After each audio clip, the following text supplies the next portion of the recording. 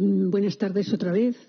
Gracias, consejera, por las explicaciones y el recorrido que nos ha hecho del tema de los test desde el principio, desde hace aproximadamente un mes y medio que estamos en estas. Bueno, reitero el agradecimiento de Geroa y a todo el equipo del Departamento de Salud. Nos consta que han trabajado sin descanso desde el minuto 1 y con el ánimo de llevar a buen puerto este tema, en un escenario tan cambiante y con tantos frentes abiertos. Desde luego cuentan con nuestra confianza, sin duda, pero dado el grado de incertidumbre que todos tenemos en esta pandemia, creemos que cuanto más debatamos, cuanto más analicemos, cuanto más grado sea el consenso al que podamos llegar, menor será el riesgo de equivocarnos. La presidenta Chivite decía estos días, repetía el concepto de inteligencia compartida. Yo creo que en este tema tenemos que hacer mucho uso de este concepto. En el Congreso de los Diputados hemos asistido, y esto me parece penoso, a la petición de certezas por parte de algunos diputados. Y certezas en este tema es una petición, hacer petición de certezas en este tema es una petición claramente obscena. No tenemos ninguna certeza. No nos vamos a poner a explicar los tipos de test ni para qué sirven, aunque, y lo digo sin ironía, nos estamos convirtiendo en auténticos expertos en el tema. Y sabemos, entre otras cosas, como muy bien ha dicho la consejera, que los test nos dan diferentes tipos de información que son útiles en diferentes momentos en cada caso y que hay veces hay que combinarlos y que siempre hay que interpretarlos. Entonces, bueno, pues todo esto es complicado y lo sabemos. Además, estamos ante una epidemia desconocida y no tenemos varitas mágicas. Cada país hace su propio planteamiento tratando de hacer bien las cosas, a la vez que se va conociendo más sobre el virus y la enfermedad, sobre cómo se transmite y cómo afecta a las personas, sobre cómo tratarlo y sobre cómo prevenirlo. En la historia de la medicina nunca se había generado un conocimiento tan rápido sobre una infección, pero seguimos sabiendo muy poco. Y nuestras armas terapéuticas en este momento son muy limitadas, aunque seguramente vamos a tener tratamientos eficaces antes que la vacuna. De hecho, empieza ya a verlos y eso está muy bien. Sabemos cómo tratar y hemos ido añadiendo antiinflamatorios, antitrombóticos, tratamientos personalizados que están dando muy buenos resultados. Pero la vacuna todavía está lejos. También parece que, aunque los coronavirus no son una familia fácil a la hora de hacer vacunas y no siempre se consigue, en este parece que sí, que en un año largo y con suerte y con mucho trabajo tendremos una vacuna para poder hacerle frente. De lo que vamos sabiendo, también parece que sí, que confiere inmunidad, aunque no sabemos por cuánto tiempo. Primer problema serio. No sabemos por cuánto tiempo. De momento, y ante la necesidad de volver a tener una vida más o menos normalizada, los test y el confinamiento dirigido es lo más parecido que tenemos a una vacuna. Porque no podemos esperar a la inmunidad de rebaño. Para volver a la normalidad se necesita una población del 70% inmunizada.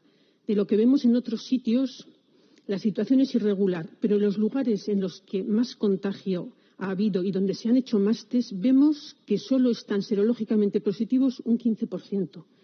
Si esto ocurre en lugares donde ha habido mucho contagio, no podemos contar con ello durante tantísimo tiempo para volver a vivir una cosa más normalizada. Si a esto le añadimos el tema de los asintomáticos, es decir, de ese alto porcentaje de infectados que no presentan síntomas y que, según los datos disponibles en este momento, pueden suponer entre un 25 y un 80%. Es que no sabemos hasta a qué nos estamos enfrentando. Esto es muy serio y este es el segundo problema gordo de cara a la desescalada.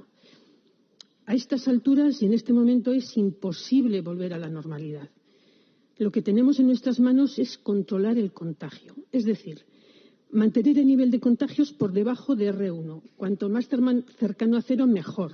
Pero esto solo es posible con el confinamiento generalizado. Pero tenemos que volver a la vida. La salud no es un valor absoluto, es un recurso para la vida y, por lo tanto, tendremos que balancear cuánta salud estamos dispuestos a perder para vivir y cuánta economía tenemos que perder para ganar salud. Y este es el tema, y ahí tenemos que debatir y mucho en una sociedad seria y madura. Una vez que hemos decidido ir haciendo la incorporación progresiva, hay que mantener ese ese R1 en R1 o por debajo. Si nos descuidamos y sube, saltamos con seguridad a un pico epidémico. Alemania estaba en un 0,6, empezó a soltar a la población y ayer estaba en 1. Ojo. Y esto va a ser una contención prolongada. Eso es, muy prolongada, porque vamos a estar así durante muchísimo tiempo. Recordemos, problema 1, no sabemos cuánto va a durar la inmunidad, cuánto dura, ojalá sea una inmunidad estable y nos permita tener esta baza a nuestro favor. 2, la bolsa de asintomáticos.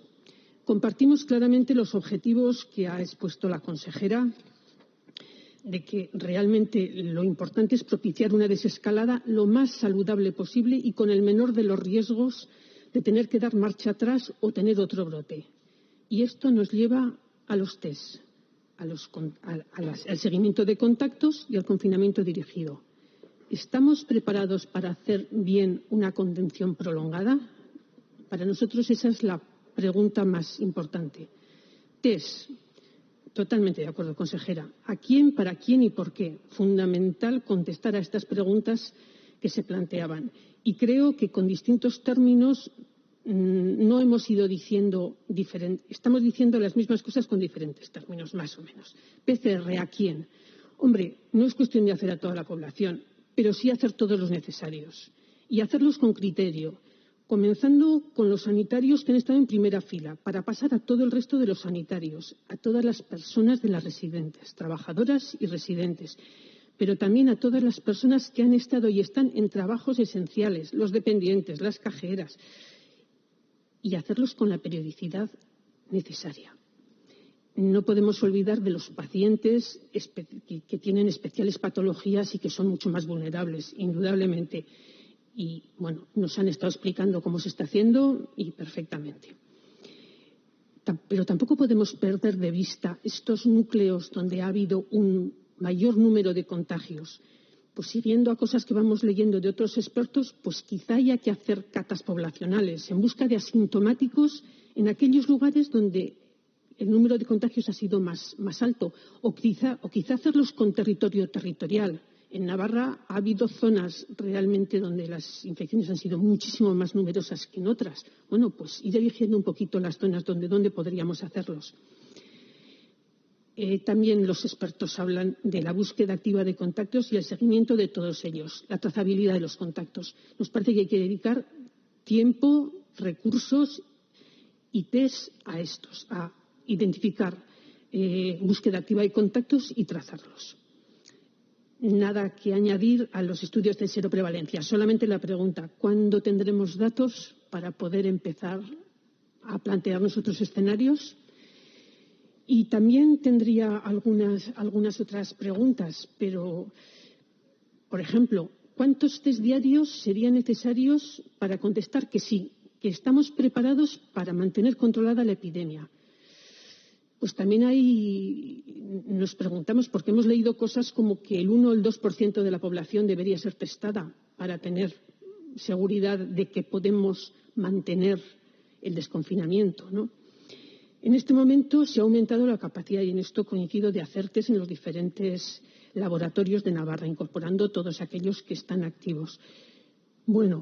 Pues a mí sí que me gustaría que se nos dijese por qué no se están haciendo más. O sea, ya he entendido la explicación de la consejera, pero realmente creo que podríamos hacer más y deberíamos hacer más. Otra cosa más. Se ha hablado del segmento tecnológico para el rastreo de contactos, hay APS, aplicaciones móviles. ¿Se ha planteado a las universidades la posibilidad y alternativas para hacer esto? Indudablemente salvaguardando la confidencialidad.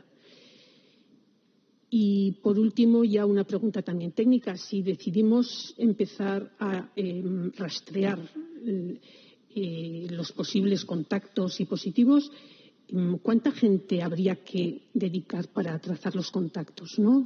Aquí nos estaríamos enfrentando. Esto en cuanto a preguntas. Y ya simplemente para terminar, una cosa que comentábamos con la consejera cuando ha llegado, el tema de la responsabilidad individual de la ciudadanía, la protección individual Esto hay que seguir reforzando permanentemente. O sea, en el momento en que abrimos un poquito el tema, hemos visto con la salida de los chiquis, en el momento en que abrimos un poquito el tema, se nos olvida con una facilidad pasmosa que si algo tenemos importante que hacer es mantener todas esas medidas de seguridad personal y social, que eso es lo más importante que tenemos que hacer. Entonces, pedir al departamento que esto sea raca la matraca, porque hay que ir haciéndolo permanentemente. Con el tema de los bulos, pues la verdad es que asistimos a un diluvio, ya no es una lluvia ni tan siquiera una tormenta, tenemos un diluvio de bulos que tiene que ir acabando, señora Ansa. Perfecto, que habrá que ir contraponiendo pues con información clara, sencilla, y reiterarla, y todos los que estamos aquí también tenemos un compromiso serio con el tema de los bulos, porque estamos en lugares y sitios donde nuestra presencia y nuestra palabra puede ser útil a la hora de contrarrestar esto. Nada más. Muchas gracias.